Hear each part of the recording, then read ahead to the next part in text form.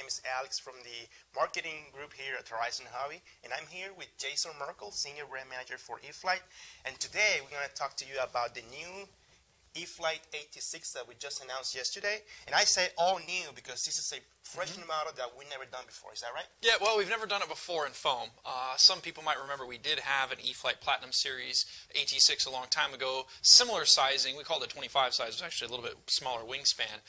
But this is the first time we've done in what we call our 1.2 meter warbird series. Okay. Obviously an AT-6. And maybe that 1.2 designation is not probably the best one to use anymore because the wingspan of this is actually 1.5 meters. So it's bigger than a 1.2 series. It is, but that's because the AT-6 has a high aspect ratio wing, so it's got a longer wingspan relative to the length of the fuselage. And even though it's got that longer wingspan, it's still the same class or category of airplane as the 1.2 meter warbird. So for those familiar, we've got the P-51, the P-47, the Spitfire, the T-28. Those airplanes are all about the same class and scale as this. So, you know, they're park flyers, so to speak. You can fly them in a park, you can also fly them at your flying field. So for those guys that are not familiar with the AT-6 model at all, since we've never done one, what's the AT-6? Is it a trainer? Is it a fighter? Or what was it used? So it was a primary trainer. Guys would fly this, and then they would work their way up into the really heavy metal fast warbirds like P-51s and things like that. So it is a trainer to a degree. Some militaries have actually used them by adding rockets to them. So to some extent, it's a warbird because it has actually been used in combat. But for the most part, it's considered a trainer, and you see a lot of them still flying today at air shows because it's just a very nice all-around airplane. It's got a big two-place cockpit, so they can take people up for rides all the time. Of course, you can do training if you want to do that. It's a relatively well-mannered airplane, but I will say this, the full-scale airplane doesn't have that much power. It's not an overpowered airplane by any stretch of the imagination. Right. So let's talk a little bit about some of the key features of the aircraft. The first one I want to mention is safe. Does he have safe select? Safe? What version of safe does he have, and what does he do for those guys? Yeah, so this has in the BNF Basic form. So we have the BNF Basic version, and we have the plug-and-play version. So the BNF Basic version includes the Spectrum AR-636 receiver, which is preloaded with AS3X technology. AS3X smooths things out in the wind. It's just gyros. It doesn't stabilize the airplane for you. It doesn't get in the way of flying it. But then Safe Select technology, which is our safe technology, but you can select whether or not you use it. So if you just bind it normally, you don't have safe. If you bind it and you change up the binding process, pull the plug out before the binding is complete, you now have safe functionality in Safe Select form. So the nice thing about Safe Select is you can turn safe on, and with safe on you have a limit in the bank angle and the pitch angle, so you can't roll upside down, you can't pitch up too much and stall, you can't push the airplane and drive it nose dive into the ground, and then also when you let go of the stick itself levels. So for someone who hasn't flown a whole lot of high performance airplanes, low wing airplanes, or warbird airplane for example, with safe turned on you can fly this thing successfully. So if you're a first time pilot that you've flown, let's say the Apprentice. Oh yeah. You can jump into this one with the safe technology. Without a doubt, because of safe. So the plug-and-play version doesn't have safe, so you really couldn't do that unless you were to put a receiver in it with safe, but we don't normally sell that separately. So I would recommend the BNF version. You can take off and land in safe in particular, and then maybe once you're up in the air, you can turn safe off and kind of explore the capabilities of the airplane. And even for an experienced pilot, you know, I've been flying for almost 30 years now, and I don't see any harm in having safe on a switch. I can tell a story. I've been around other guys who have lost orientation on an airplane that had safe, and I said, just flip safe on. Flip safe on, boom, oh, there it goes. It's nice and level again, and that pretty much saved their bacon. And I would imagine for that first flight, when you're nervous and the jitters on, that safe select gives them the takeoff and gives you Exactly. So you can imagine when you're maidening any new airplane, you don't know what to expect. So you are nervous. I see guys, literally their hands are on the transmitter shaking, and they just they're giving crazy controls and crazy inputs. But with safe turned on, no problem. Punch the throttle, give it full throttle. At full throttle, it actually has a little bit of up elevator built in, so it has a nice positive climb. Get it off the ground, let it get up to altitude, and then slow down. Turn safe off if you want, or don't turn safe off. You can fly around with safe on all the time. But that's the nice thing about Safe Select. You don't have to bind with it enabled at all. You have to have it on if you don't want And even when it's enabled, you can turn it on and off with a switch. So you can assign it to any open switch on your transmitter. That's a really cool thing. All right, so some of the scale features of the aircraft, I see panel lines, I see cockpit, I see retracts. What do we have here? We've got a lot going on. So one of the first things starting at the nose here, we've got the simulated radial engine. And that's pretty cool, so you got some nice detail there. I wouldn't be surprised if a lot of guys pull this out, paint it, add some more detail work to it. But that's in the cowling there. We've got an exhaust stack over here. We've got those scale features.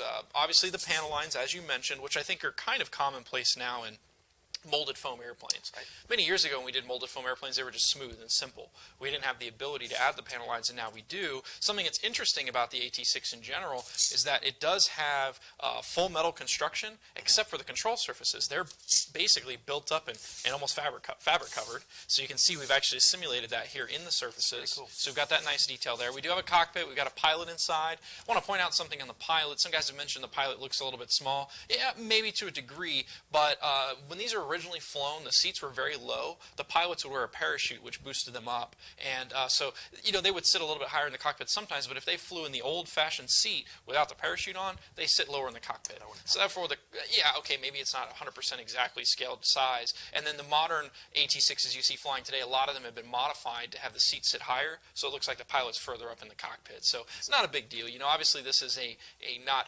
100% true to scale replica of the airplane, because there are liberties that we take in the design of the airplane. That's a detail that doesn't affect the flight performance, the pilot size, of course. But, for example, the wing. Some guys may be familiar with AT-6s having a bit of a tip stall tendency. Right. We've actually designed that out. Through a combination of airfoil, washout, obviously just wing loading in general. Those things all affect the flight performance, and in this case the tip stall performance. But what we've done is we've actually kept the overall proportions of the airplane, the overall outline of the airplane, very scale. Right. So we can't make it exactly scale one for one, because then it wouldn't fly as well.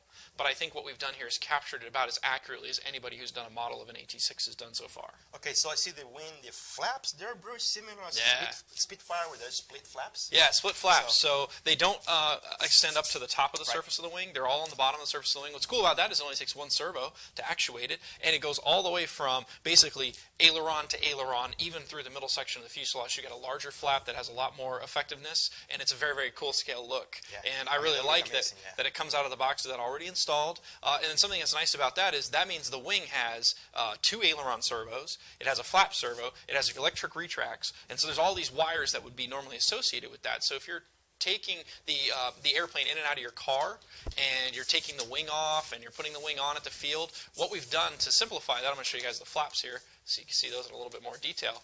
But basically what we've done is we've gone with the hands-free servo connection system that we've been using on some of our airplanes, where all 3 connectors, so there's a connector for the flap servo, a connector for the aileron servos, which are Y-harnessed, and then there's a connector for the electric retracts, which are also Y-harnessed, and basically all those are built in to where you just slide the wing on, and everything connects perfectly. You don't have to worry about... So there's no messing in wires and have this plug reverse or anything like that. That's exactly. Cool. You don't have to mess with any of that. So that's fantastic. It makes it very, very convenient. It makes it very easy to take it apart and put it together at the field. It's just a couple of wing bolts and boom, you're ready to go. And so I will mention this also. We've got the electric retracts in there along with the flaps, so we've got full-scale functionality. And some guys have mentioned the landing gear looks short. Understandably so. When you look at various photographs of the AT-6, whether it's on the ground, maybe it's getting ready to lift off, or you see it in the air with the gear down, the difference between our model and the full scale is the full scale has collapsible struts, or oleo struts. Okay. So when it's on the ground and it's compressed, the gear is shorter, and then as it lifts off and it reduces the pressure on it, then the gear extends. So you'll see, when the airplane's off the ground with the gear down, the gear looks longer than ours, but when it's on the ground, it's compressed, and ours is basically scaled after that. It's to look like it does when it's sitting on the tarmac. And so we don't have functional struts. Obviously, that's weight and expense that we probably couldn't add to a model this size, but that's something that I wanted to point out, that we've still gone and made it as scale as possible. We look at these things. Some guys say, oh, you guys missed this completely. The gear's too short. No, it's actually not. If you say that you put this over top of the 3-view of the real airplane, the gear is exactly the right height. So the first question that I saw people guys talking on the forum is the flight performance / batteries and power. Yeah. So it's a constant I think people debate. see, it's bigger, 1.5 meter, but the fact of the matter is the performance is amazing, right? Yeah, so it is still a 1.2 meter classed airplane, Park Flyer classed airplane. It's got a 15 size motor, which is more than enough motor for it. But I mentioned earlier, the full scale airplane doesn't have a lot of horsepower. It does not have a lot of power because it's a trainer. And so it flies relatively slow, doesn't have very good vertical performance. This thing with the 3S battery and the 15 size motor has more than scale performance. And I gotta say, I'm a little bit dumbfounded by seeing people say, well, I don't think it's gonna have enough power. It needs 4S for sure. No, it doesn't need 4S. It's more than scale performance on 3S. It has very, very good vertical, maybe not unlimited, but it has fantastic vertical. It has more than enough power to do every aerobatic maneuver you can think of other than hover on the prop, which, it's a trainer / warbird. It's not a 3D airplane. So, that said, we do hear these things, and we are looking at, in the future, making sure more and more of our products are both 3S and 4S compatible. But this one in particular is using an existing motor that we had from before with excellent performance. It's the same motor we use in the Apprentice 15E, for example. We use it in our Extra 300, the old Park Saloon airplane. It's a 15-size motor with phenomenal performance, extremely reliable, very smooth, very quiet, and we don't think you need more power than what you get with out of the box. Battery range, you're looking at what, 22, 3,000? So we've got everything from a 3-cell. Honestly, you could probably fly with an 1800, as long as you could get the thing to CG. And then we've got the room. Tons of room up here to fit up to a 3-cell 3200 in there. So what's really cool about that is you've got a lot of flexibility. Most guys already have probably a bunch of 3-cell 2200s around. That's perfect. You got tons of room inside there. We've got a big giant battery hatch, so it's easy to get inside there. I would say if you fly with a 3-cell 2200, you're going to get really good 5 to 7 minute flight times. Right. Put a 3200 in there, you get pushing 10 minutes or so. Awesome. So That's really good performance on batteries that you probably already own.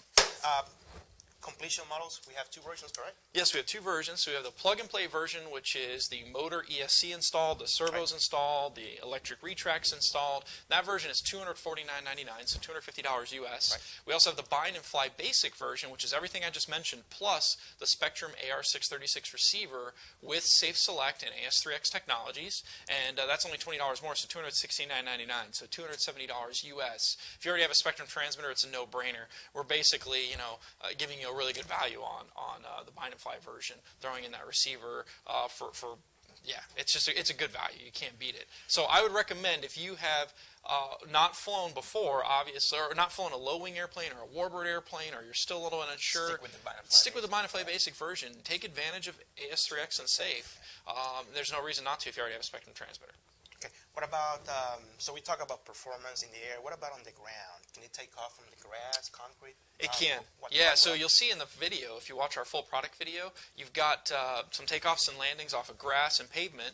And some people have mentioned that AT-6s are notorious for bad ground handling, and that, to a degree, is true. I've seen guys with fully scale AT-6s, well, even the old E-flite Platinum series, I think it was really squirrely on takeoff.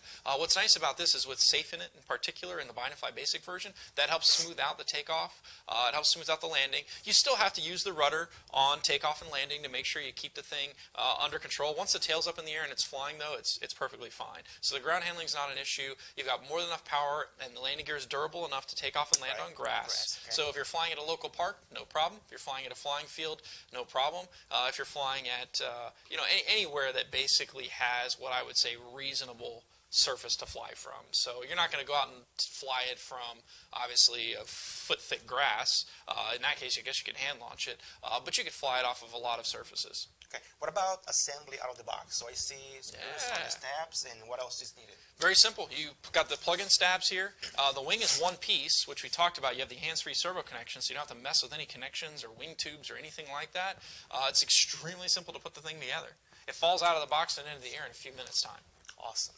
Well, I think this is my last question. When is it going to be available in the market? So this is on its way to us now, and it will be in stores around the middle of December. Just right at Christmas. Just in time for Christmas, but I will say this. If you want to make sure you have one for Christmas, or that your family member gets you one for Christmas, make sure to pre-order it now. A lot of our latest releases, we've actually outsold that first shipment, and what happens is you got to wait another month or two before the next one comes in. So make sure you pre-order it at your favorite local hobby shop, your favorite online hobby shop. Go to horizonhobby.com and pre-order it there. If you go to Horizon Hobby, you can actually sign up for our Horizon RC Club. If you haven't done that already, you get double points on your pre-orders. So if you pre-order this airplane, you get double points towards that. It's something that you can use down the road, redeem that for discounts down the road.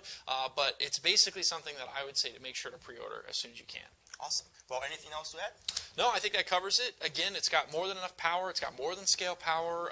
We've done our best to keep the scale outline as good and as detailed as possible, but at the same time making sure that it flies well. Right. And that's one thing that I think we're known for when it comes to E-flite aircraft. They look good, they fly well, they're great values, and most people agree they're some of the easiest to put together. And now with the hands-free servo connection, that makes it even easier to take apart and put together at the field. So all around a very exciting airplane. Oh, by the way, I will mention this. Some guys have said, you guys always do P-51s and Cubs and all the same. This is something different. We are giving you something different. And I'm hoping that guys really enjoy it and people buy into this, because we would like to do different types of airplanes. But the market has to support that. So saying you guys want to see something different, and then when we do something different, you're not buying it, makes us think about, hey, why aren't we doing more P-51s? Right. We don't want to do P-51s, trust me. There's a whole lot of cool airplanes we would really like to do, but we need your guys' support to do that. Awesome. So my final note is that a few weeks ago we did actually a little pylon race in our local field. So make sure to keep in touch with us on our E-flite site. That video is probably going to go up sometime next week. Yeah. So this actually, a couple guys have mentioned that this would be a great stock class pylon racing airplane. Take it out of the box, fly it on 3S. It's got good performance. Obviously, you probably have to turn safe off to do that, but I think it'd be a great airplane to do some mock pylon races with. Awesome. Yeah. Well, that's it for us today now. Please keep in touch with us. If you have any questions, comments, let us know. See you at the flying field. Thank you. Thank you.